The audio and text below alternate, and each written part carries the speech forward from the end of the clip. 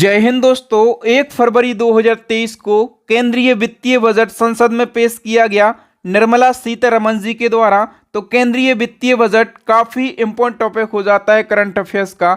आप किसी भी एग्जाम की तैयारी कर रहे हो इस टॉपिक से तो एक क्वेश्चन पूछा ही जाएगा।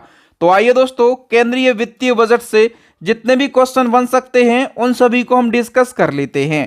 फर्स्ट क्वेश्चन, केंद्रीय वित्तीय बजट किसके द्वारा पेश किया जाता है? तो बजट पेश किया जाता है तत्कालीन वित्त मंत्री जी के द्वारा।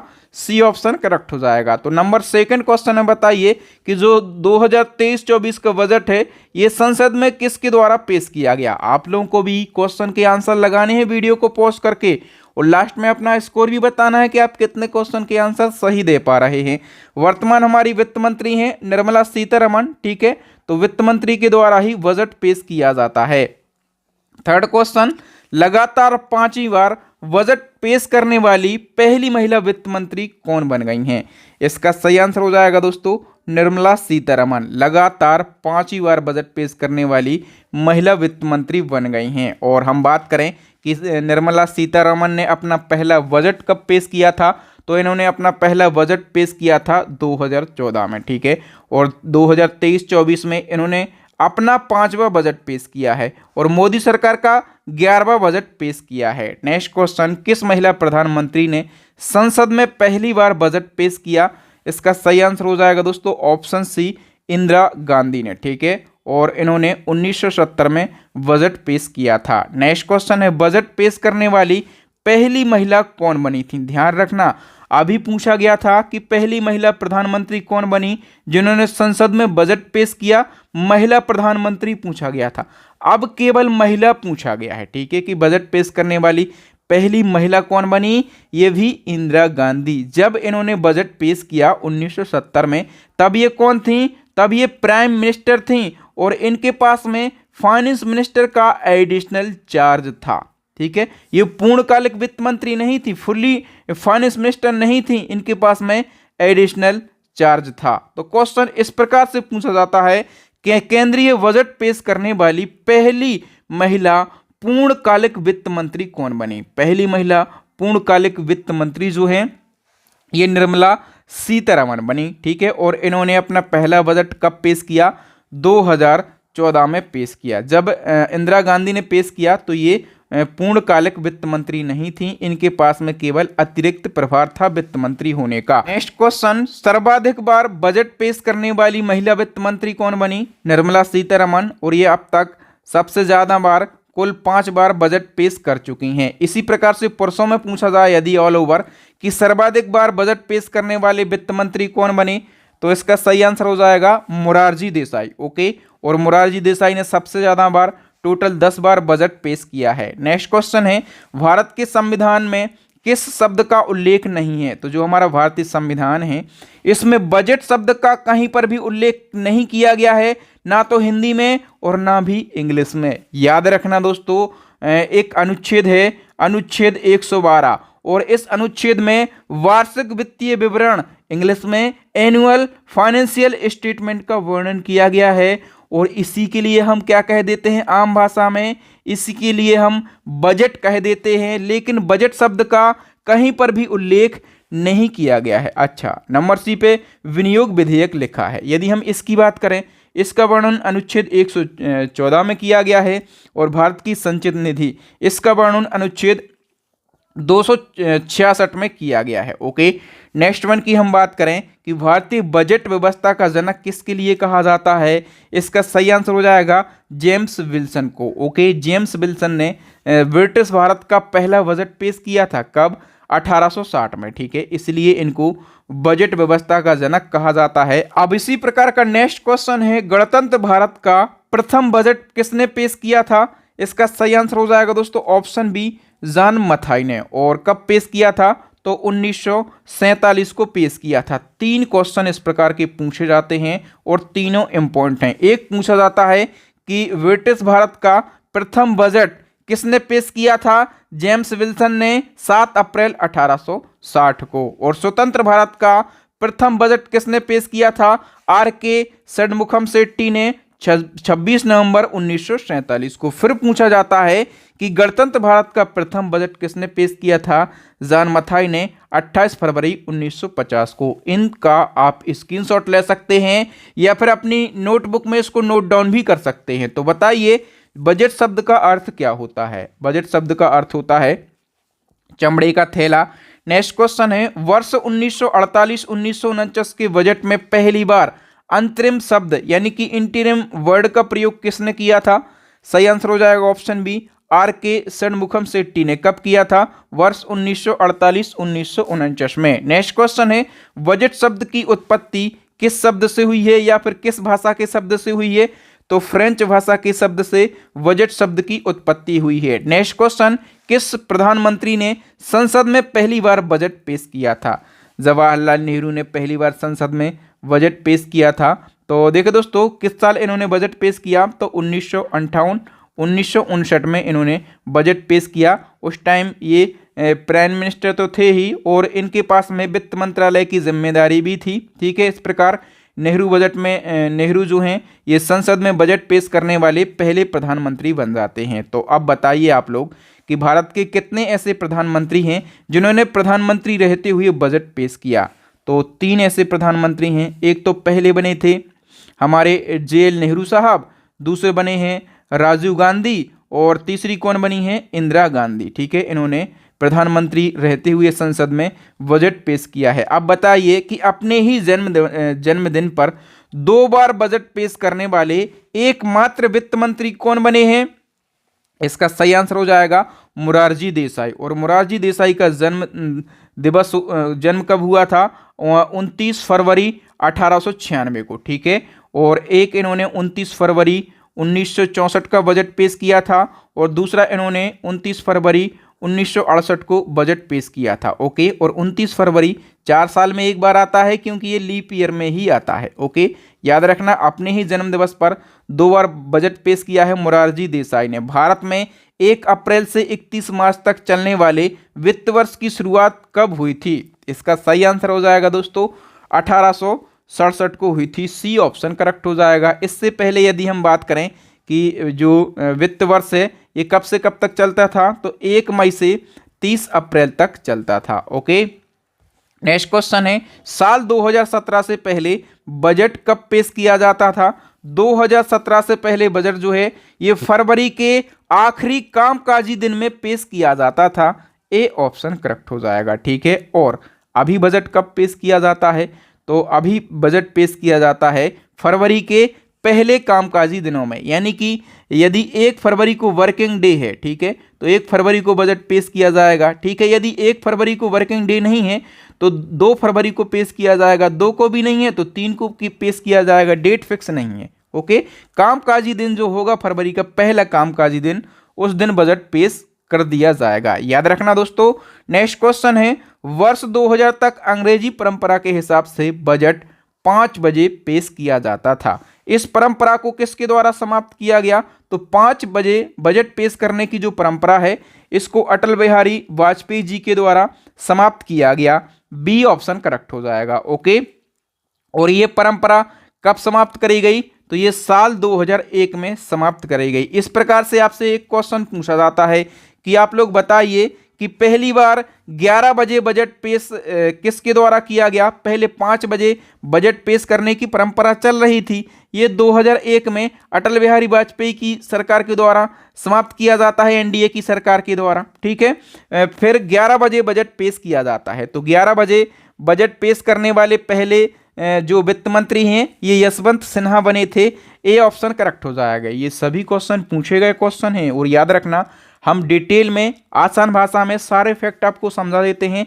अब कोई भी क्वेश्चन आपके एग्जाम में पूछ लिया जाए आप उस क्वेश्चन को सही करके आएंगे, क्योंकि आप पढ़ रहे हैं अपने बहादुर सर से और हमारी यही क्वालिटी है कि हम हर एक फैक्ट को बिल्कुल डिटेल में पढ़ाते हैं। अंतरिम बजट को और किस नाम से जाना जाता है? तो अंतरिम बजट को वोट ऑन अकाउंट और मिनी बजट के नाम से जाना जाता है। तो सी ऑप्शन करेक्ट हो जाएगा। उपर्युक्त दोनों नामों से जाना जाता है। भारत के इतिहास में पहली बार पेपरलेस बजट कब पेश किया गया था? इसका सही आंसर हो जाएगा दोस्तों 2021 में पहली बार पेपरलेस बजट पेश किया गया जिसमें किसी भी प्रकार के कागज का प्रयोग नहीं हुआ। तो अब आप लोग बताइए कि अब तक संसद में कितनी बार पेपरलेस बजट पेश किया गया है। तो मैंने अभी आपको बताया कि 2021 में पहली बार किया गया, 22 में दूसरी बार किया गया होगा और अभी 23 में तीसरी बार। तो आप अभी तक टोटल 3 बार पेपरलेस बजट पेश हो चुका है। सबसे लंबा बजट भाषण देने का रिकॉर्ड किसके पास में है?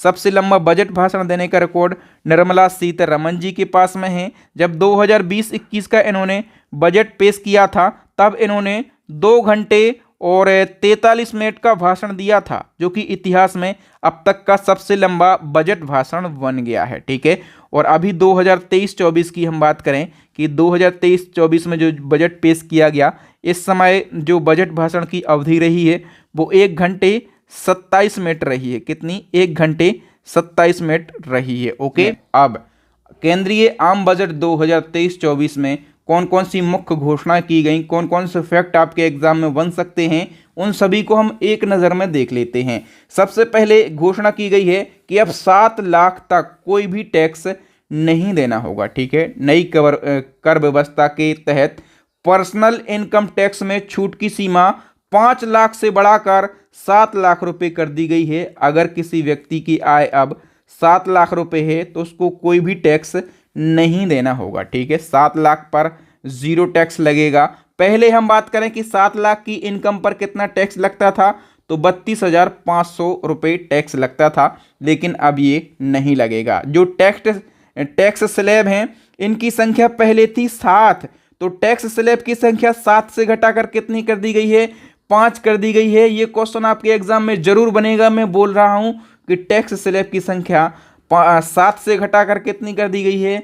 5 कर दी गई है। ठीक है, नेक्स्ट क्या हुआ है? गरीबों के लिए मुफ्त राशन स्कीम 1 साल के लिए बढ़ाई गई है। कोरोना के दौरान गरीबों को मुफ्त राशन देने के लिए प्रधानमंत्री गरीब कल्याण अन्न योजना को शुरू किया गया था और इस योजना को 1 साल के लिए बढ़ा दिया गया है। और आदिवासियों के लिए 15,000 करोड़ की स्कीम लॉन्च करी जाएंगी।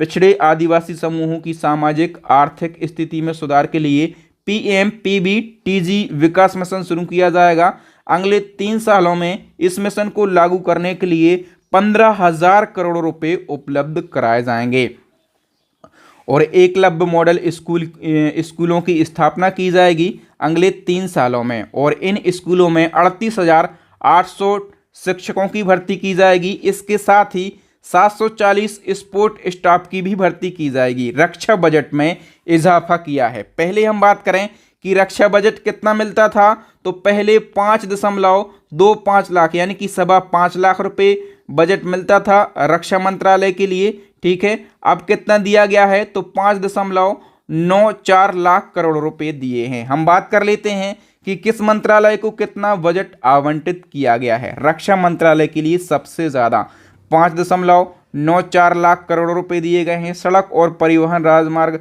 मंत्रालय के लिए 2.70 करोड़ दिए गए हैं। रेल के लिए 2.41 लाख करोड़। उपभोक्ता मामले, खाद्य और सार्वजनिक वितरण मंत्रालय के लिए 2.06 करोड़। गृह मंत्रालय के लिए 1.96 करोड़।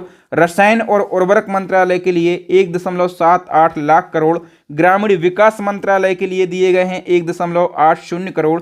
कृषि और किसान कल्याण मंत्रालय के लिए 1.25 करोड़ और संचार मंत्रालय के लिए 1.23 करोड़ रुपए दिए गए हैं। इसका स्क्रीनशॉट ले लीजिए, यहां से भी क्वेश्चन बन सकता है। फिर PM आवास योजना के लिए बजट में 66% का इजाफा किया गया है। ठीक है, और इसके साथ ही कुल कितनी रकम आवंटित की गई है, तो 79,000 करोड़ रुपए का फंड आवंटित किया गया है PM आवास योजना के लिए। ओके, याद रखना, इसमें 66% की राशि का इजाफा किया गया है। वित्त मंत्री निर्मला सीतारमण ने ग्रीन ग्रोथ का नारा दिया और कहा है कि बागवानी परियोजनाओं के लिए 2200 करोड़ रुपए की रकम जारी की जाएगी और जिसमें पर्यावरण की रक्षा हो सकेगी। और 157 नर्सिंग कॉलेज की स्थापना भी की जाएगी, ये भी घोषणा की गई है।